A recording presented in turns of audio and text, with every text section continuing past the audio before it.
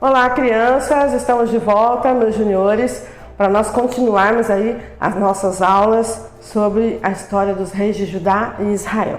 Trouxe hoje de volta o nosso livro dos reis de Israel e também o livro dos reis de Judá. Já nós vamos atualizá-lo, porque hoje vai trocar de rei. Vamos trocar de rei dos dois lados, crianças. Acontece agora, nesse momento da história, que o rei Acabe está sendo desafiado pelo rei da Síria, um país poderoso daquela época. Aliás, a Síria existe até hoje. E naquela época, então, estava ameaçando invadir Israel e ele precisaria de ajuda. Acabe estava preocupado de não conseguir vencer a batalha sozinho e vai convidar o rei de Judá para lutar junto com ele. Só que agora, o rei de Judá não é mais Asa. Lembra aquele rei da paz que trouxe muito tempo aí de tranquilidade, nada de guerra, nada de batalha durante todo o seu reinado? Pois é, ele morreu de velhinho agora e quem assumiu o trono de Judá foi o seu filho Josafá. Josafá agora é o novo rei de Judá. Vamos atualizar isso no nosso livro? Vamos lá? Josafá é o novo rei de Judá e ele será um bom rei, crianças. Será um ótimo rei como foi o seu pai, Asa. Vamos pegar aqui o nominho dele e vamos atualizar o rei de Judá no nosso livro. Aqui está. O sexto rei, então, foi o rei Asa, contando desde Saul, quando o reino era unificado. E esse rei agora, Josafá, filho de Asa, será também um bom rei, como o seu pai. Então agora, no reino de Judá, temos mais um rei bom ali representando este povo, governando sobre este povo. Porém, vamos logo também atualizar o livro dos reis de Israel. Então, acontece que Acabe, crianças, resolve procurar a ajuda do rei de Judá para poder vencer a poderosa Síria. E não é que Josafá aceita o convite? Ele resolve ajudar de bom coração ao rei de Israel para lutar contra a Síria. Mas antes, ele diz: vamos consultar o profeta. Não faço nada sem antes consultar os profetas de Deus. E Acabe, não muito interessado, ele não consultava profeta nenhum, ao contrário, ele perseguia os profetas, porque ele e Jezabel consideravam que os profetas faziam mais era rogar praga no povo, no reinado deles, mas as verdades é que os profetas diziam eram palavras de Deus contra ele, porque eles faziam somente coisas erradas. Então, Josafá resolve ajudar, mas quer primeiro consultar a Deus. Antigamente, crianças, nessa época, os povos antigos gostavam muito de poder tentar prever o futuro. Até hoje tem um pouco disso, mas antigamente era muito mais. Eles chamavam de oráculos, chamavam de... o povo de Deus chamava de profetas. Hoje em dia, nós vemos aí pessoas que tentam saber do futuro lendo as cartas. Vocês já viram aquelas ciganas que leem tarô, Tem também a bola de cristal, tem pessoas que jogam búzios, tem pessoas que tentam ver futuro no fundo da xícara de café depois de ter tomado e sobra aquele pozinho, é um costume árabe.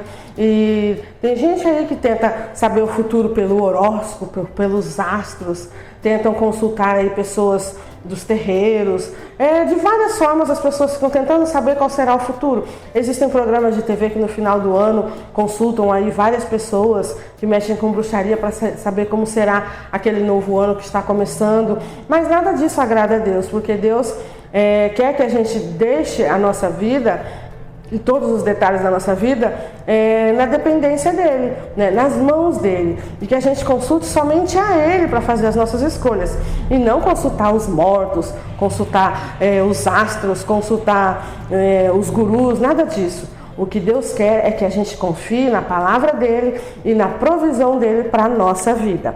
Então, Josafá, como um bom homem de Deus, falou: eu vou primeiro saber o que Deus acha sobre essa batalha e se ele vai nos dar a vitória nessa guerra. Então eles chamam o profeta Micaías e Acabe fala: esse moço não fala nada bom a meu respeito. Mas Micaías disse que eles vencerão a batalha. Olha só que legal, vão vencer a batalha sim. Aí Acabe fala, poxa, pelo menos uma boa notícia esse moço me traz. Mas a notícia não termina aí. Micaías diz que Acabe não voltará para casa, que ele vai morrer nessa guerra. Poxa, a boa notícia durou pouco para Acabe, não é? Mas então Acabe resolve dar uma voltinha aí, dar uma invertida na situação, tenta fazer passar o Josafá para trás, tentar enganar a Deus, e ele diz, eu vou para essa batalha, né, eu tenho que ir, eles estão tentando atacar o meu país, vou aproveitar que Josafá está me ajudando, juntando o exército dele com o meu, mas eu vou disfarçadinho. Quando alguém tentar atacar o rei de Israel, não serei eu que vou estar com a roupa de rei, com a carruagem de rei, com o cavalo do rei, com a armadura do rei. Outra pessoa vai estar lá e se alguém tentar alvejar o rei de Israel, não vou ser eu que vou morrer. Eu vou estar disfarçado, escondido, bem mais para trás. Mas era a hora de Acabe. Não tem como enganar Deus. Deus sabia quem era o verdadeiro rei, quem era o Acabe, mesmo que estivesse disfarçado com a roupa mais pobre, com o disfarce mais perfeito para que não parecesse com um rei. Deus sabia onde ele estava. No meio da batalha, ele foi acertado por uma flecha certeira, atravessou seu coração e Acabe morreu naquela batalha. Triste fim do rei Acabe, que até no seu último momento da vida, mesmo tendo a ajuda de um grande homem de Deus, que foi o rei Josafá, ainda assim tentou passar as outras pessoas para trás, tentou enganar as pessoas e ele morreu fazendo sempre o que era errado. Assim foi o final do rei Acabe. Chega então a notícia no castelo, né, no palácio, e lá chega a notícia de que Acabe morreu. Jezabel, será que fica contente de ficar viúva? Será que ela fica nervosa? Ficou brava, estressada como sempre. Ela era uma bruxa, uma rainha má, sempre muito nervosa, amaldiçoando, xingando a todos, né? Então ela fica muito chateada de saber daquelas notícias todas. Então agora quem vai assumir o trono de Israel será o seu filho Acasias. Acasias, deixa eu pegar aqui. Acasias, filho de Acabe e Jezabel, vai assumir o trono de Israel. Será que Acasias será um rei melhor do que foi Acabe? Pior que não. Ele vai seguir o exemplo do pai e ser tão ruim quanto ele. Mais um rei ruim aí na linhagem de Israel, no trono de Israel. Infelizmente, crianças. Então, nessa lição nós podemos ver que não é aconselhável tentar saber o futuro, tentar saber o que vai acontecer por outros meios, mas confiar naquilo que Deus diz. Deus disse através de Micaías, o profeta, para Josafá que ele saía vitorioso e de fato ele saiu vitorioso. Ele confiou em Deus, era um homem de fé, né? Ele confiava que Deus era o Todo-Poderoso, onipotente, onipresente, onisciente, detentor de todo o poder sobre o passado, presente e o futuro, e ele saiu vitorioso. Já Acabe, que estava sempre tentando enganar a todos, teve um triste fim.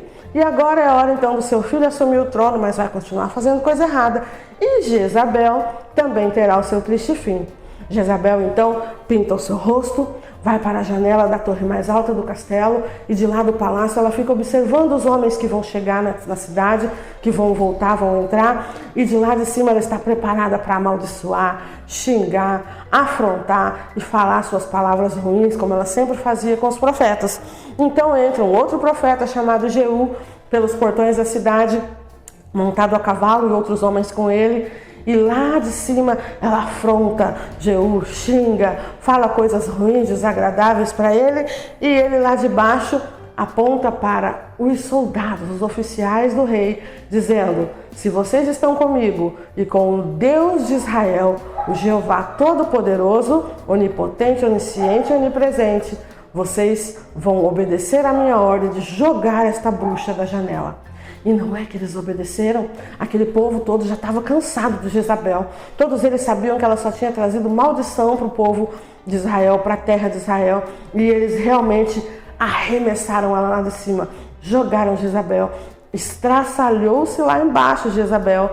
E então Ela ainda por cima foi atropelada pelos cavalos daqueles homens que estavam entrando na cidade e pior, ela nem teve um sepultamento de rainha, não teve um enterro, não teve um túmulo digno de uma rainha, porque os cães comeram a carne de Jezabel. Parece coisa de filme de terror, não é, crianças? Coisa horrível.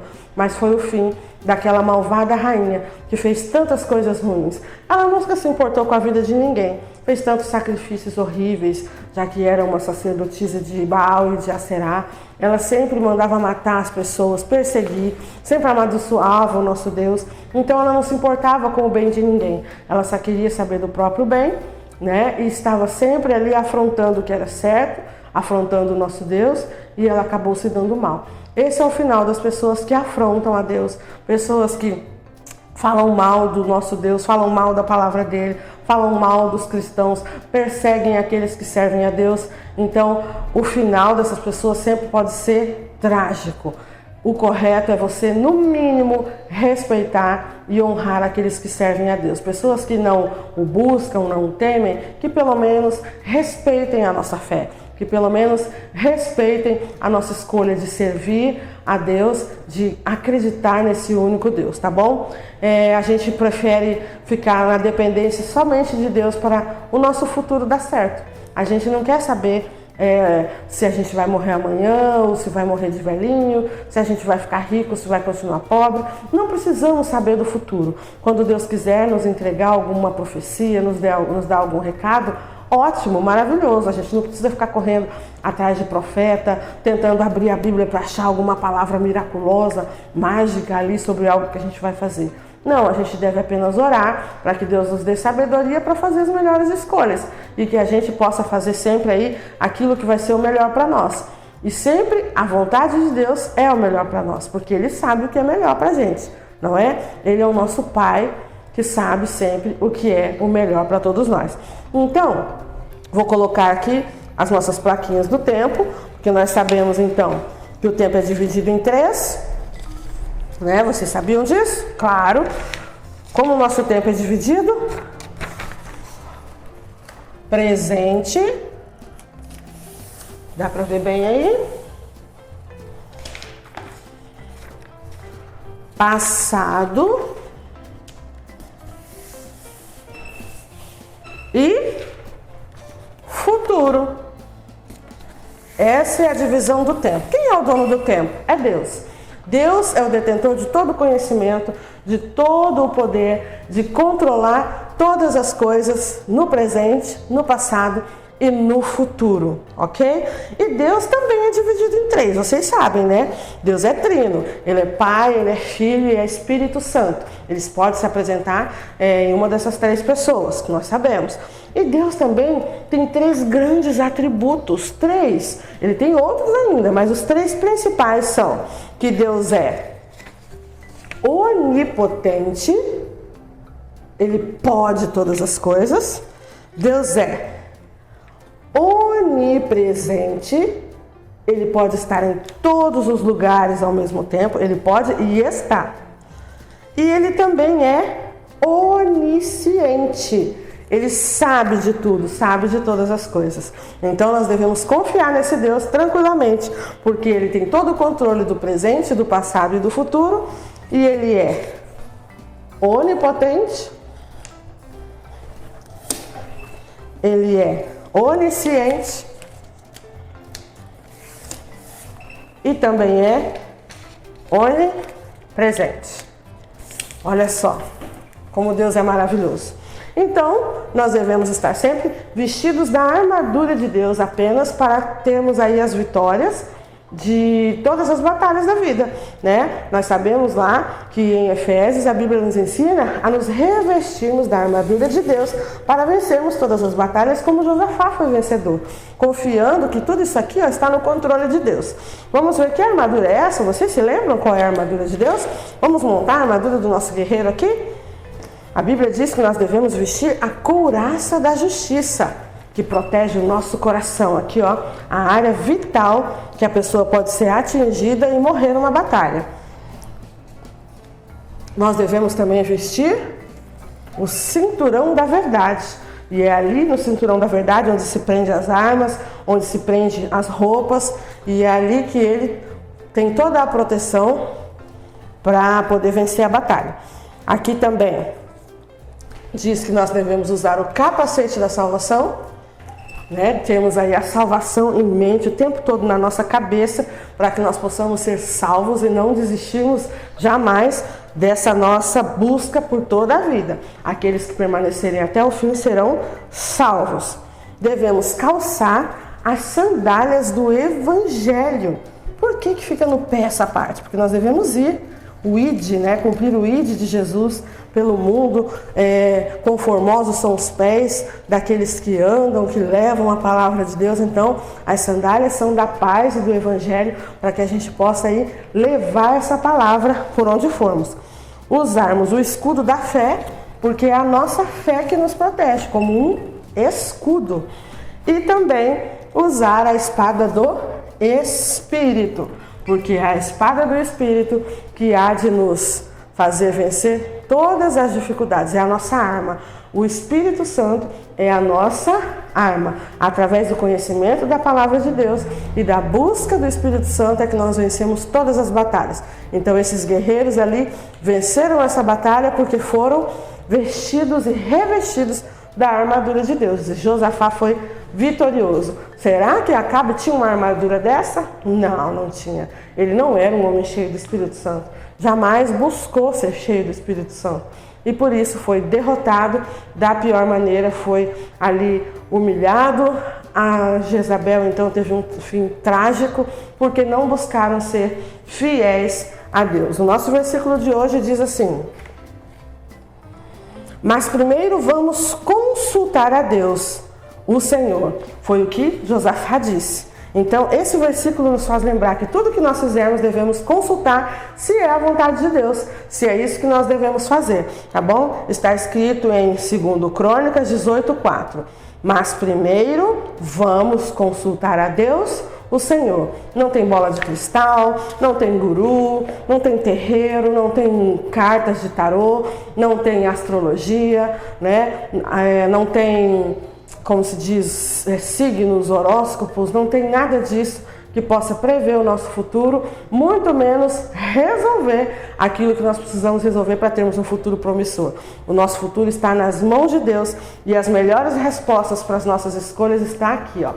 Estão todas aqui, na palavra de Deus. Aqui deve ser a nossa busca por respostas para sabermos qual é a vontade de Deus para a nossa vida e nós sermos aí vitoriosos, tanto no nosso presente, né, para formarmos aí o nosso passado e seguirmos rumo ao nosso futuro. E confiando que tudo isso está no controle do nosso Deus onipotente, onisciente e onipresente.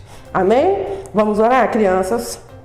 Meu Deus, nós queremos te agradecer por esse momento, queremos te agradecer por mais esse aprendizado, que os nossos juniores, que são pré-adolescentes, jamais se esqueçam, ó Deus, de que é o Senhor quem nós devemos consultar para fazermos as melhores escolhas para a nossa vida. E que o Senhor usa profetas aqui na terra para falar conosco, sim. Que essas crianças todas possam, então, ouvirem a voz dos seus pais, dos seus professores, dos seus amigos mais velhos, das pessoas mais velhas e experientes que possam lhe aconselhar bem, porque essas pessoas hoje são a boca do Senhor na terra para aconselhar os mais jovens. Pessoas que sejam idôneas, que sejam confiáveis, sim, e que busquem a presença e o conhecimento do Senhor em suas vidas. Então, estes são os profetas do nosso tempo. E que as nossas crianças busquem ser também, para suas vidas adultas, profetas. Uma geração de Samuéis, que começaram a ouvir a sua voz desde pequenininho e que seguirão propagando a tua palavra até a velhice, como foi com o profeta Samuel. Com o profeta Elias, um profeta Eliseu, Micaías, Jeú, são tantos os profetas. Em breve nós estudaremos aí quais são esses profetas todos, tá? Porque para cada profeta, ou melhor, para cada rei, existia pelo menos um profeta ali aconselhando, dando os avisos de Deus. Então foram muitos reis, mas também foram muitos profetas. E nós vamos estudar também a respeito deles. Na próxima aula nós veremos então como continuará ou até mesmo como terminará a vida de Elias, ok? Beijo. Hoje nós não falamos muito de Elias porque ele não aparece tanto nessa parte da história. mas ainda não terminou a história de Elias e na próxima aula nós terminaremos para saber o que mais aconteceu com esse grande profeta de Deus. Acabe e Jezabel estão fora. Agora vamos saber o que vai acontecer com Elias e como se segue essa história. Ok? Beijo para vocês. Até o próximo vídeo, tá? Não deixem de fazer as atividades do site da igreja, tá bom? Teremos premiações no mês da criança aí para aqueles que estiverem fazendo mais atividades, não estão deixando de fazer, não estão perdendo, não estão estudando, esses aí não vão ganhar nada, né? Nem de Deus e nem aqui da nossa escola bíblica. Mas aqueles que estiverem se aplicando serão muito bem recompensados pelos professores aqui e também por Deus, porque tudo que a gente busca mais conhecimento, com certeza agrega valor para a nossa vida, nos edifica e nos faz pessoas muito melhores, ok? Não deixem de estudar, não deixem de fazer as atividades. Assim como as da escola, se apliquem também nas atividades da igreja. Beijo, crianças, e até a próxima videoaula. Tchau, tchau!